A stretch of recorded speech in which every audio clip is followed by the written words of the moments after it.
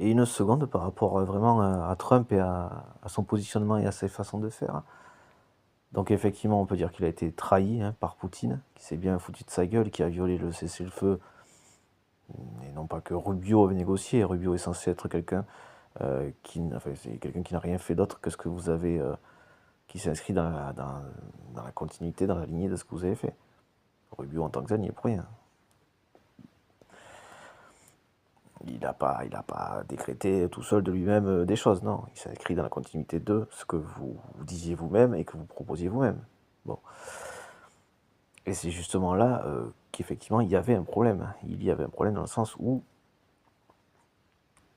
M. Trump, vous avez la fâcheuse tendance à vous positionner comme un agresseur envers des personnes qui sont des alliés historiques, et donc avec qui, a priori, on se dirait que en fait, vous ne craignez pas de réponse, et quand il y en a une, ben, en fait, vous vous retirez.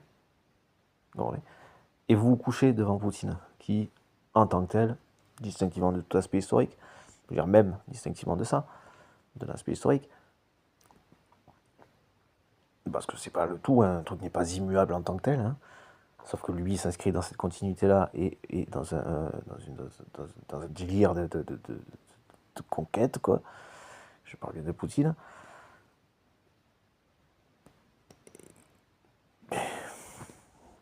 En tout cas, face à quelqu'un qui est un agresseur, vous vous couchez. En fait, vous agressez des alliés par rapport auxquels vous pensez qu'ils n'auraient pas de, je dire, verbalement, économiquement, en vous disant que bon, c'est bon, on n'est pas en conflit, on n'est pas en guerre avec ou comme ça. Et donc, ça veut dire que vous espérez, en fait, qu'il n'y ait pas de problème, en fait. Sauf que du coup, vous apportez une réponse parce que là, ce que vous faites est problématique, et là, du coup, vous retirez. Bon. Dans l'absolu, bon, c'est casse-pied, c'est embêtant, ça fait perdre du temps, ça énerve tout le monde et ça fait perdre du temps à tout le monde. Mais par-dessus marché, le plus problématique là-dedans, c'est que vous faites donc le contraire de ce qui serait à faire, en faisant ça déjà, et d'autant plus le contraire de ce qui serait à faire dans le fait que vous vous couchez, en fait, finalement. Par rapport à Poutine, dans vos pseudo-propositions, vous étiez dans la concession de tout. Non, oui, tiens, tiens, mon petit, tiens. Ouh, vous avez peur, quoi. Mais vraiment. Je veux dire, s'il faut vous rassurer, dites-vous que Poutine est quelqu'un qui est un peureux, qui est un petit peureux. C'est ça qu'il faut que vous compreniez aussi. Parce que dans votre positionnement, M. Trump, vous vous couchez en fait devant Poutine. Vous agressez des personnes par rapport, des alliés par rapport à qui on peut se dire vous espériez ne pas avoir de réponse. Et par-dessus marché, donc vous vous retirez quand vous en avez une, et par-dessus marché, vous vous couchez par rapport à quelqu'un qu'il faudrait recadrer.